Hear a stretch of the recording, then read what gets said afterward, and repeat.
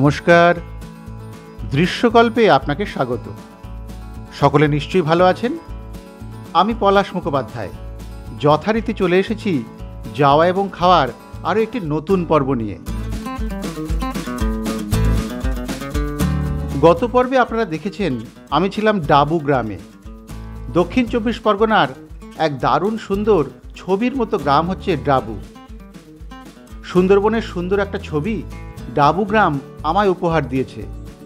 সেই ডাবু দেখে এবারে চলেছি ক্যানিংয়ের পথে। ডাবু থেকে এসেছি সাতমুখী, সেখান থেকে ধরে নিয়েছি ক্যানিং যাওয়ার টোটো। এবারে যেতে যেতে শুনে নেওয়া যাক ক্যানিং সম্পর্কে দু চারটি বিষয়। 1850-এর দশকের গোড়ার দিকে ইস্ট ইন্ডিয়া কোম্পানির জরিপকারীদের সুন্দরবনের গভীরে পাঠানো হয়েছিল এবং তারা মাতলা নদীর তীরে একটি বন্দরের জন্য একটি জায়গা খুঁজে বের করেছিলেন। নদীর তীরে অবস্থিত ছোট্ট জেলে গ্রামটিকে এমন একটি বন্দরে রূপান্তরিত করবার কথা ছিল যা নাকি কলকাতাকেও পিছিয়ে রাখবে। তৎকালীন গভর্নর জেনারেল চার্লস ক্যানিংয়ের নামানুসারে ওই গ্রামটির নামকরণ করা হয়েছিল পোর্ট ক্যানিং। 1857 সালের বিদ্রোহের ফলে পরিকল্পনাগুলি সাময়িকভাবে ব্যাহত হয়, কিন্তু শীঘ্রই লর্ড ক্যানিং ভারতের ভাইসরয় হলে তার তত্ত্বাবধানে আবার বন্দরের কাজ শুরু হয়। 1860-এর গোড়ার দিকে এই বন্দরটি চালুও হয় এবং রেলপথে কলকাতার সঙ্গে সংযুক্ত হয়। পাশাপাশি হোটেল, পার্ক এবং ট্রাম লাইনের জন্য পরিকল্পনা তৈরি করা শুরু হয়ে যায়।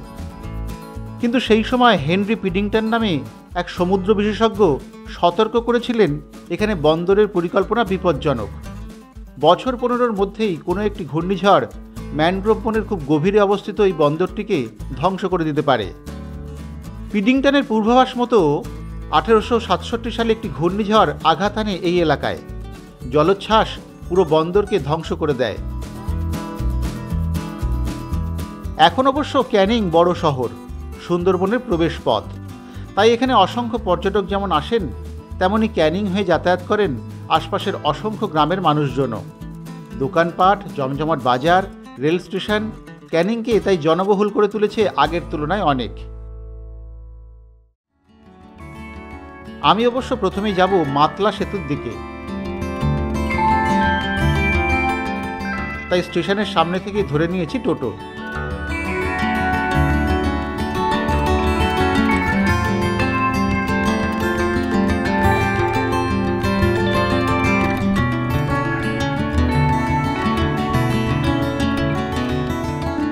এসে গিয়েছি মাতলা সেতুতে।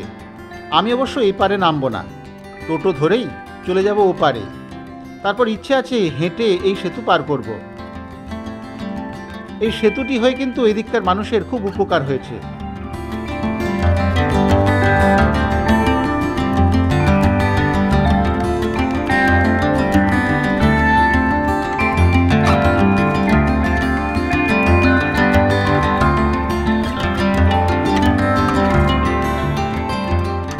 দেখতে দেখতে এসে গিয়েছি নদীর এপারে।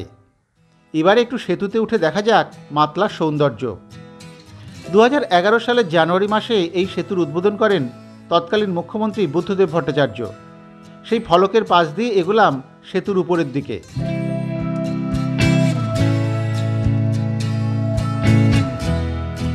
এদিকটায় মাতলা দুই ভাগে ভাগ হয়ে গিয়েছে।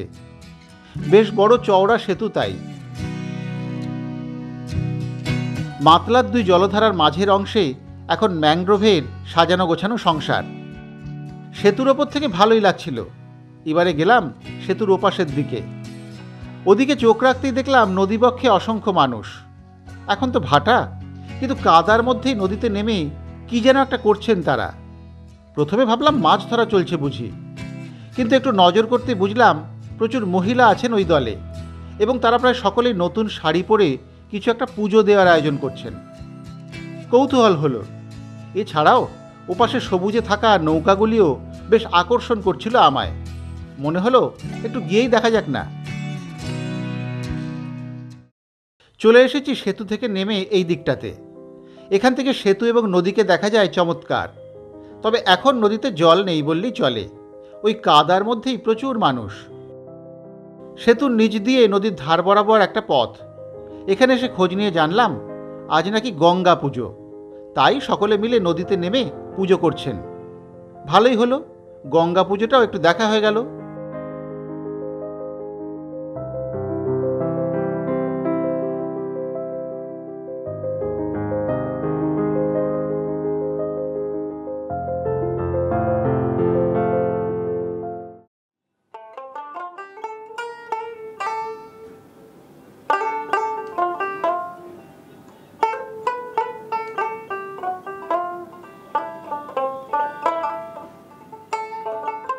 এই পথ ধরে এগোলাম আর একটু সামনের দিকে।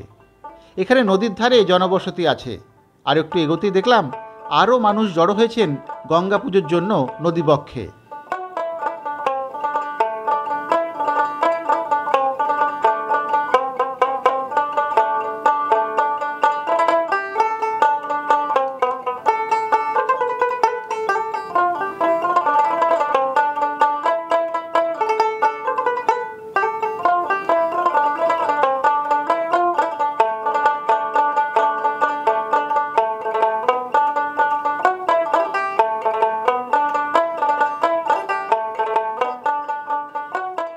আমি এগোলাম নদীর ধার ধরেই। এখানেও নদীবক্ষে গজিয়ে উঠেছে ম্যানগ্রোভের জঙ্গল। একদিকে ভেড়ি, অন্যদিকে মাতলা নদী, তার পাশে সবুজ ম্যানগ্রোভ এবং সবুজ ঘাসের গালিচা। জায়গাটা কিন্তু আমার অপূর্ব লাগছিল। এখন তো ভাটা, তাই নদীর জল চলে গিয়েছে দূরে। সবুজ ঘাসের বুকে নিথর নৌকাগুলি যেন ক্যালেন্ডারের ছবির মতো।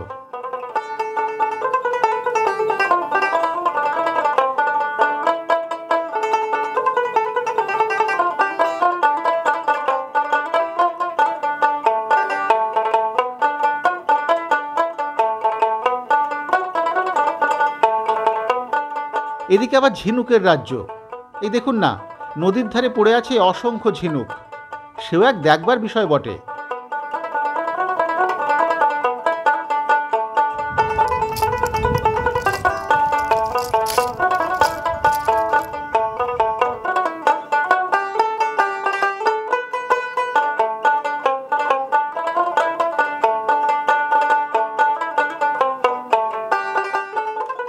এখন একটু মেঘলা, আপাতত রোদের তাপটা একটু কম। তার উপরে নদীর ধারে ফুরফুরে হাওয়া। আমার তো এখান থেকে যেতেই মন চাইছে না। বেশ খানিকক্ষণ সময় বসে রইলাম এখানে।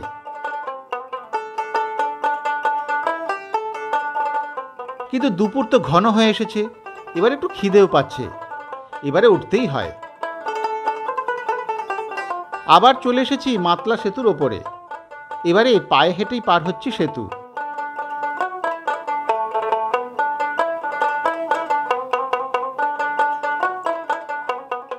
সেতুর মাঝামাঝি এসে একটু দাঁড়াতেই হলো।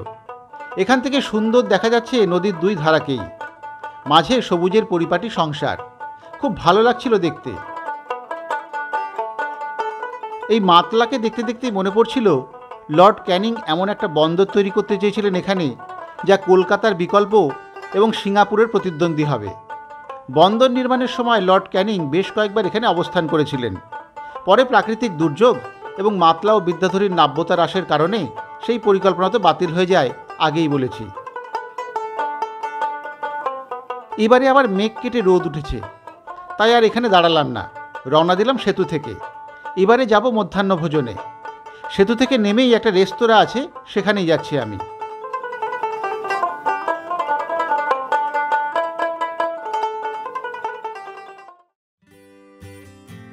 সেতুর ওপর থেকে নিচে রেস্তোরাঁ পর্যন্ত রাস্তার ধারেই নানান ধরনের বিভিন্ন দোকান, ধাবা, চায়ের ক্যাফে ইত্যাদি রয়েছে। বিকেলে এই চত্বরে বেশ ভিড় হয়, বোঝাই যাচ্ছে।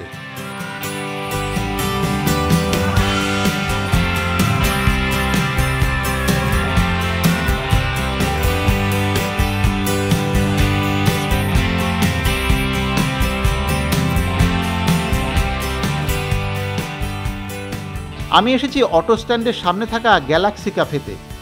এই ক্যাফেতে আসার মূল কারণ এর পরিবেশ। ক্যাফের পিছন দিকেই ম্যানগ্রোভের ছোট্ট জঙ্গল আছে, আছে জলাশয়ও। সেই প্রকৃতি উপভোগ করতে করতেই খাওয়া যায়। কিন্তু আজ ওদের রাঁধুনি আসেনি, তাই এই ক্যাফে বা রেস্টুরেন্টে খাবার মিলবে না।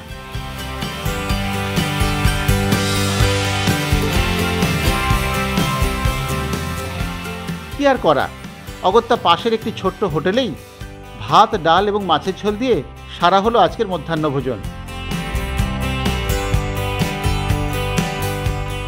এবারে যাব ক্যানিং সাহেবের বাড়িটি দেখতে, তবে তার আগে এসেছি মিষ্টি কিনতে। নিউ পুরকাইত সুইটসের এদিকে নাম আছে, স্টেশনের কাছে এই দোকান। এখান থেকে আমি নিয়ে নেব লেডি কেনি। দোকানে অন্য মিষ্টিও আছে বটে, দামও কম বেশি মিলিয়ে মিশিয়ে, কিন্তু লেডি কেনি কেন নিলাম তার গল্প একটু পরে বলছি আপনাদের।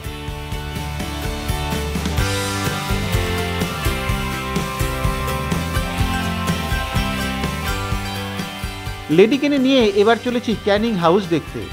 স্টেশনের পাশ দিয়ে যাওয়া সোজা রাস্তা, সেই রাস্তা ধরে এগোচ্ছি আমি। এখান থেকে মিনিট 10 হাঁটা পথ দেখাচ্ছে গুগল।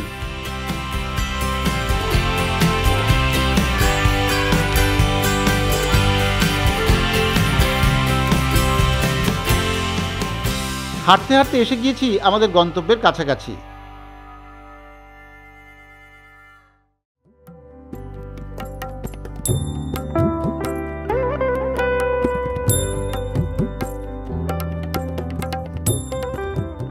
ক্যানিং রেলওয়ে স্টেশন থেকে মাত্র 1 কিলোমিটার উত্তরে অবস্থিত এই বাড়িটি স্থানীয়ভাবে লর্ড ক্যানিংস হাউস নামে পরিচিত।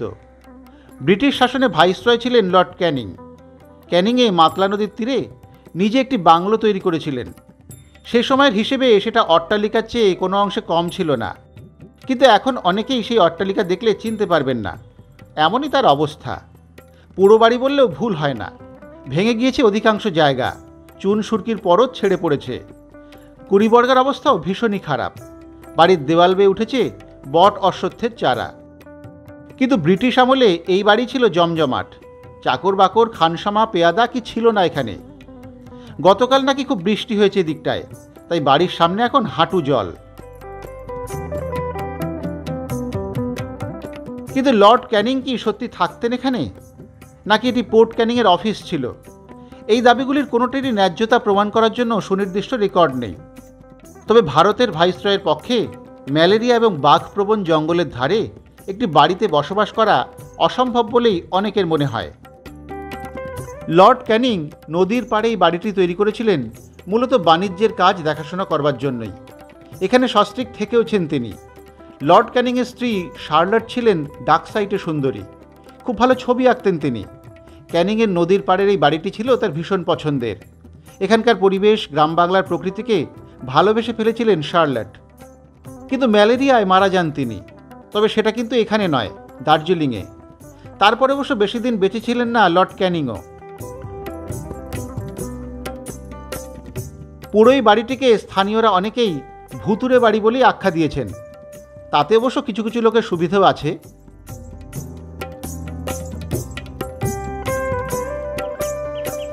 2018 সালে পশ্চিমবঙ্গ হেরিটেজ কমিশন এই বাড়িটিকে ঐতিহ্য হিসেবে ঘোষণা করে এবং এর রক্ষণাবেক্ষণের দায়িত্ব নেয়। তবে তাতে যে খুব একটা কাজের কাজ কিছুই হয়নি, তাই বাড়ির হাল দেখলেই বোঝা যায়।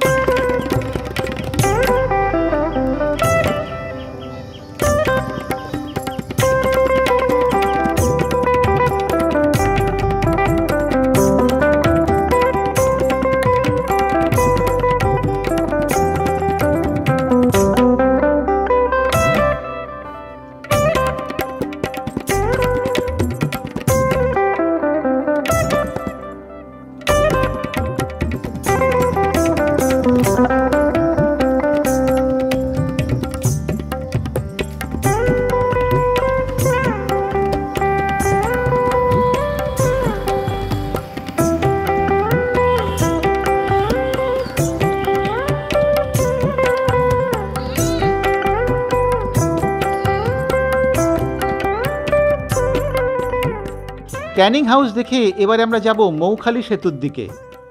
ক্যানিং হাউসের পাশ দিয়েই একটা রাস্তা, এই রাস্তায় চলে গিয়েছে মৌখালি। নতুন দুটি সেতু হয়েছে এই রাস্তায়। একটি সেতু তো ক্যানিং হাউসের পিছনেই।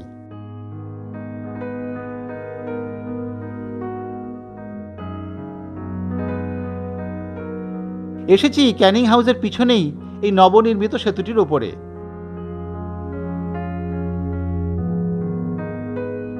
এখান থেকে ক্যানিং শহর শেষ, শুরু হয়ে গেল ভেড়ি, ম্যানগ্রোভের জঙ্গল, নদী, খাল ইত্যাদি। জায়গাটাতে চমৎকার।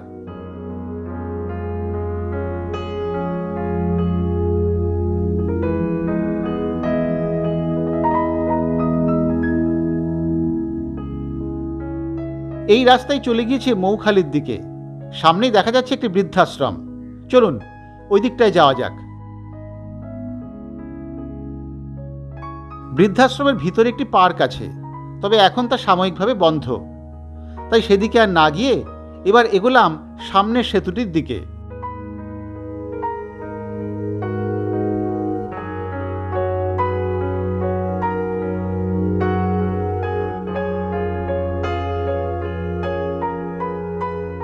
নতুন ঝকঝকে কালো পিচের রাস্তা, নির্জন নিরিবিলি পরিবেশ, সবুজের বাহার, সব মিলিয়ে মনে হচ্ছে যেন বিদেশে আছি। এই রাস্তা ধরে হাঁটার মজাই আলাদা।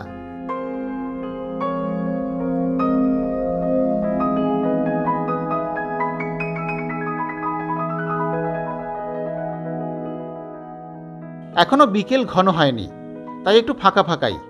তবে সন্ধ্যের সময় এখানে ইদানিং বেশ ভিড় হচ্ছে। জায়গাটা অবশ্য ভিড় হওয়ার মতোই।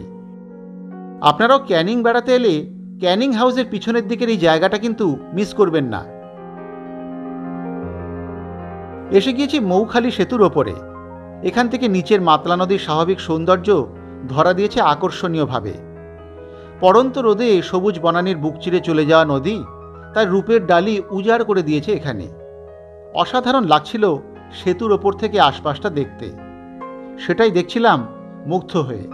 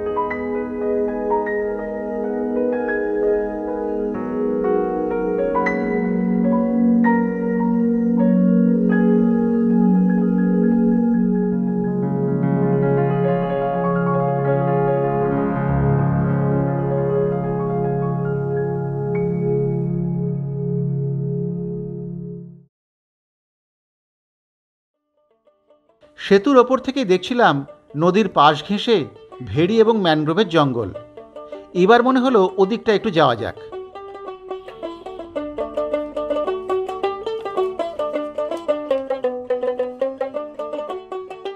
চলে এসেছি চাঁদমণি সেবাশ্রমের পাশ দিয়ে যাওয়া ইটের পথে।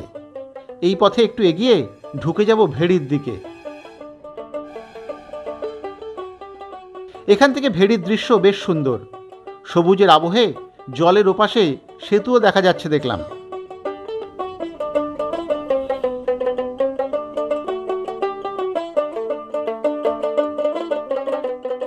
এগুলাম সামনের দিকে। ভেড়ির মাঝে আলপথ ধরে যাওয়া। এদিকটা বেশ নিরিবিলি। ওই তো দেখা যাচ্ছে সামনেই নদী। এদিকে খাঁড়ির জলে অদ্ভুত এক উড়ুক্কু মাছের দেখা মিলল। আমার সাড়া পেয়েই ছুট লাগালো তারা।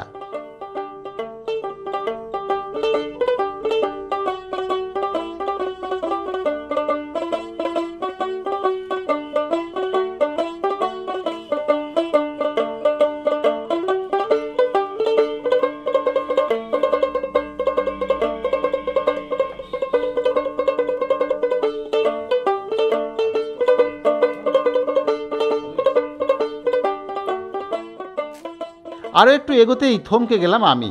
সামনেই এক সেতু। থুড়ি, একে বোধহয় সাঁকো বলা উচিত, নাকি অন্য কিছু। একটা খুঁটি, পাশে একটা হাতল। এবার এর কি নাম হবে সেটা আপনারাই দিন। তবে আমাকে এই অদ্ভুত সেতু হাতল ধরে পেরোতে হবে। দেখা যাক চেষ্টা করে।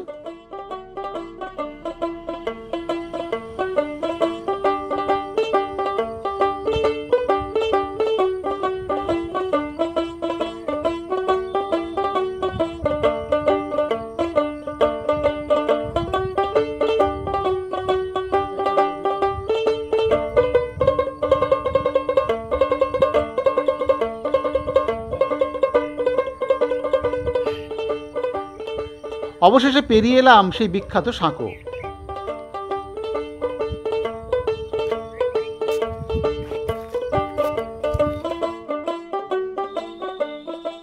এদিকটা কিন্তু ভারী চমৎকার। একদিকে নদী, অন্যদিকে একটি খাল দূরে চলে গিয়েছে সোজা। তার ওপাশে বিঘের পর বিঘে জুড়ে শুধুই মাছের ভেড়ি, মাঝে মধ্যে তাদের ছোট্ট কুড়ে ঘর। সব মিলিয়ে ছবি তোলার মতো ছবি যাকে বলে।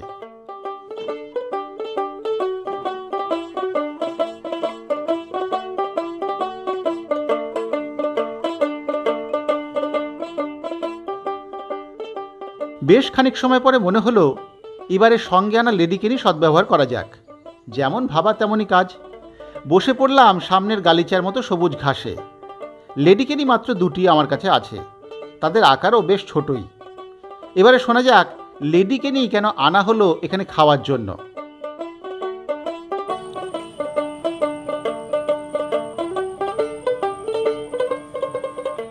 এত মিষ্টি থাকতে আমরা লেডিকেনি কেন কিনলাম, এর একটা গল্প আছে।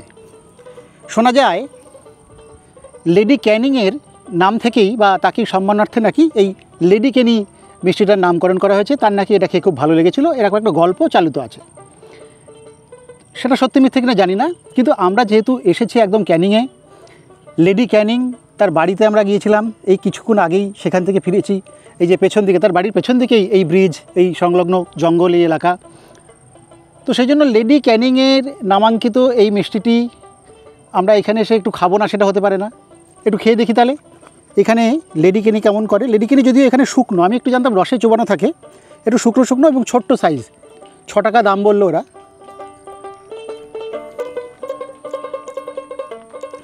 খেতে খারাপ নয়, মোটামুটি, দারুণ বলবো না। আসলে এখানে লেডিকেনি বিখ্যাত নয়, কিন্তু যেহেতু একটা ঐতিহাসিক ব্যাপার স্যাপার জড়িত আছে এই মিষ্টির নামের সঙ্গে, এই ক্যানিং বা লেডি ক্যানিংয়ের একটা নামের ইতিহাস রয়েছে, তো সেই জন্য এই মিষ্টিটা একটু খাওয়া হলো এখানে এসে। যদিও জায়গাটা খুব সুন্দর, এই ওপাশে ওই ব্রিজ, সেই ব্রিজের থেকে তো আমরা নেমে এসেছি নিচের দিকে। আমার একদম পেছন দিকে একদিকে ভেড়ি, জল পুরো ভর্তি, এদিকে আবার জঙ্গল সবুজ, তার মধ্যে দিয়ে খাঁড়ি। শহরের কাছাকাছি, মানে ক্যানিং শহরের লাগোয়া এরকম সুন্দর নির্জন একটা জায়গা পাবো আমি ভাবতে পারিনি। বিকেলটা খুব সুন্দর কাটছে, তার সঙ্গে তো লেডিকেনি। তা আমি একটু খানিকক্ষণ থাকি এখানে, একটু বিকেলের এই পড়ন্ত সূর্যের আলোর এই যে শোভাটা এখানে একটু উপভোগ করি, তারপরে ফিরবো। এখান থেকে ফেরা হবে, তার আগে একটু এই জল জঙ্গলে লেডিকেনির সঙ্গে আমি।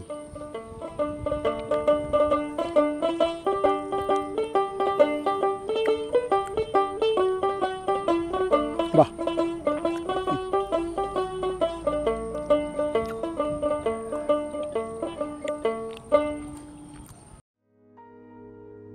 1856 থেকে 1861 সালের মধ্যে কোনো এক সময় লেডি ক্যানিংয়ের সম্মানে ভীমচন্দ্র নাগ এই বিশেষ মিষ্টি প্রস্তুত করেছিলেন।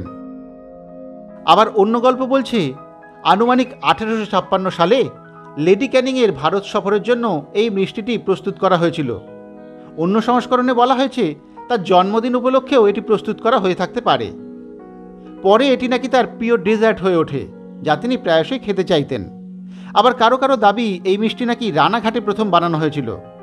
তবে হ্যাঁ, সব গল্পই কিন্তু লেডি ক্যানিংকে ঘিরে। লেডি ক্যানি এখানকার ছোট্ট সাইজেরই হয়, এর দাম পড়ল 6 টাকা পিস। এর চেয়ে বড় হলে কিন্তু সেটা আর লেডি ক্যানি নয়, গোলাপজাম হয়ে যায়। আমায় তো মিষ্টির দোকানের কর্মী তেমনটাই জানালেন।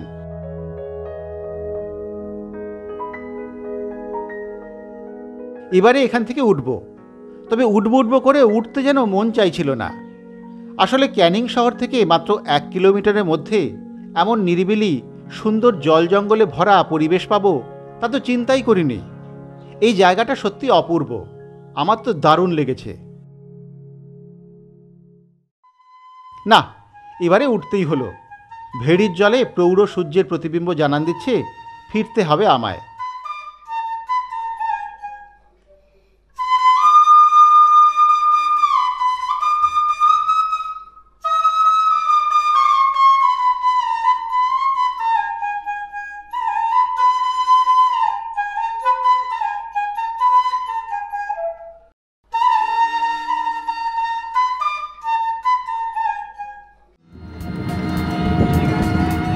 বৃদ্ধাশ্রমের সামনে এসে ধরে নিয়েছি টোটো।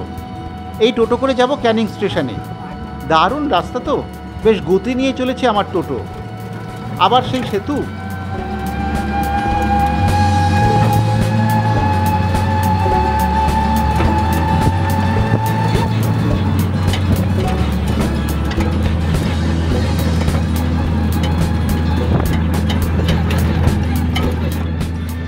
সেতু পেরিয়ে ক্যানিং সাহেবের বাড়ি।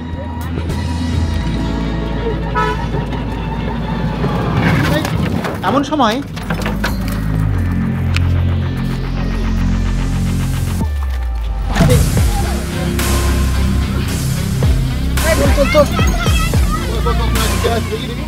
কি কিছু কি আঁচ করতে পেরেছেন? হ্যাঁ, মোড় ঘুরতে গিয়ে আমার টোটোটি নিয়ন্ত্রণ হারিয়ে উল্টে পাল্টে গিয়ে ধাক্কা মেরেছে সামনের লাইট পোস্টে এবং গাছে। খানিক সময় সব অন্ধকার।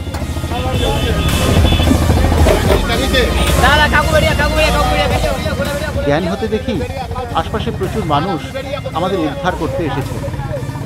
আমার চোট লেগেছে ভালোই, তবে হাতে তখনও ক্যামেরাটা ধরাই ছিল। সেই ফুটেজই দেখছেন আপনারা। টোটো চালক গুরুতর আহত, আমিও চোট পেয়েছি ভালো মতোই। মাথায়, কাঁধে, পায়ে আঘাত তো বেশ ভালোই। স্থানীয়রাই সেবা শুশ্রূষা করে ঘণ্টাখানেক পর আমায় তুলে দিলেন আর একটি টোটোয়। তাদের কাছে সত্যি কৃতজ্ঞ আমি। অন্য টোটোয় উঠে চলেছি স্টেশনের পথে। এই টোটো চালক যেতে যেতে আমায় বলছিলেন মৃত্যুর মুখ থেকে নাকি ফিরে এসেছি আমি, আরও বড় কিছু হতেই পারত। যাই হোক, আপনাদের সকলের ভালোবাসায় সে দশা আমার হয়নি। তবে এখনও খুব দুর্বল, ব্যথা খুব। টোটোয় বসে বেশ অস্বস্তি বোধ করছি, কিন্তু বাড়ি তো ফিরতে হবে।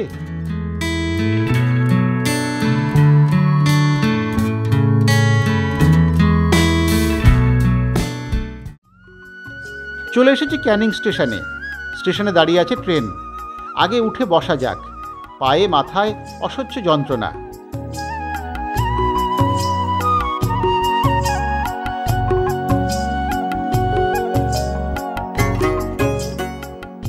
অবশেষে ছেড়ে দিয়েছে ট্রেন। আমার গন্তব্য আবার শিয়ালদহ। এবারে বলি ক্যানিং আসা যাওয়ার ব্যাপারে। শিয়ালদহ দক্ষিণ শাখা থেকে ক্যানিং লোকাল ধরে এখানে আসাই সবচেয়ে সুবিধাজনক। কলকাতা বা বারুইপুর থেকে ক্যানিংয়ের বাসও আসে। গাড়িতে বা বাইকে এলে সোনারপুর বারুইপুর হয়ে ক্যানিং আসা যায় সহজেই। ঘণ্টাখানেক মতো সময় লাগে। এখানে নেমে টোটো পেয়ে যাবেন। সব জায়গায় ঘুরে দেখে নিতে পারবেন সহজেই।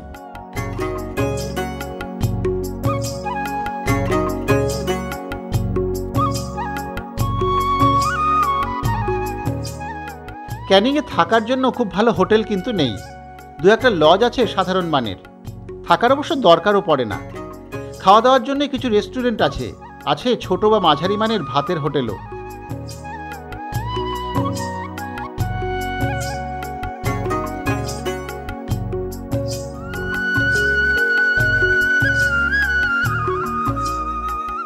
আজ তাহলে এই পর্যন্তই থাক। আবার ফিরে আসবো সামনের বুধবারে যাওয়া এবং খাওয়ার নতুন একটি পর্ব নিয়ে। ততক্ষণ সকলে ভালো থাকবেন, সুস্থ থাকবেন। এভাবেই দেখতে থাকবেন দৃশ্যকল্পের চ্যানেল ও যাওয়া এবং খাওয়া।